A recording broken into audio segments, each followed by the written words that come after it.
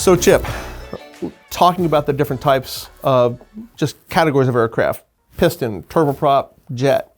You have a new owner, new prospective owner coming to you, and they, like we spoke earlier, talking about where they're flying, what they're doing.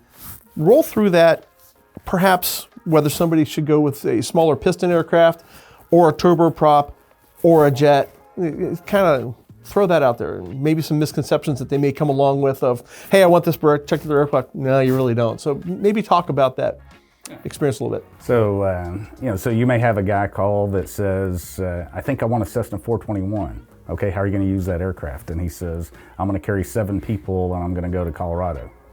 Probably not the right aircraft. So that becomes a conversation about how you can operate a King Air in the same general ballpark cost-wise as you can that pressurized piston twin, and the benefits of the turboprop, safety, higher altitude, more power, etc. Do you find a lot of your clients come to you with ideas of what they want already, or are you finding yourself having to maybe unpack some things and talk to them and explain to them and give them some parameters to make their decision? They usually have an idea, and it is, like we talked about before, Andy, it is changing because we are seeing a higher percentage. We're probably up to close to a third people that are, first-time aircraft buyers that are buying corporate aircraft. That's surprising. So in the past, almost everyone had an idea of what they wanted. In many cases, they had brand loyalty. We've taken guys that were convinced they wanted a King Air, and we moved them into a Citation 525 product because it met their mission better. But we are seeing clients now that they come in immediately, hiring us because they don't know anything.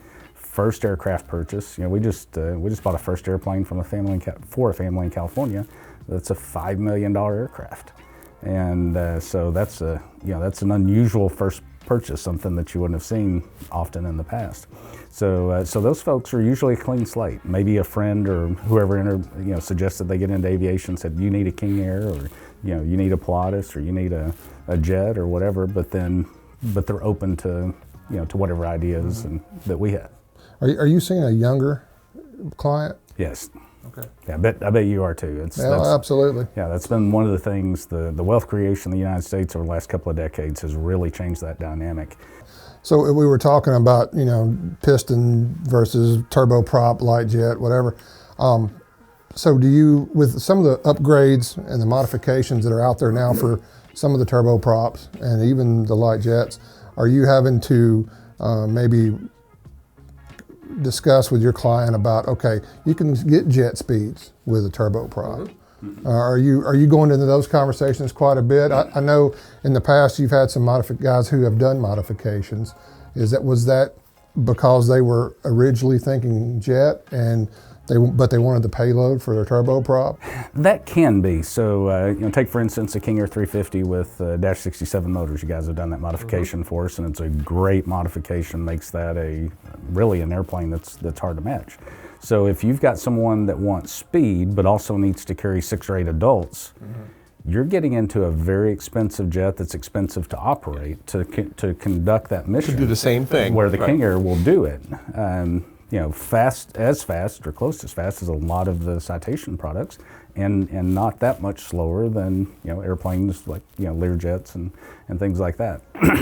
So, from a modification standpoint, though, what we find often is that there are people that operate turboprops because they don't want the jet perception. That's also changing.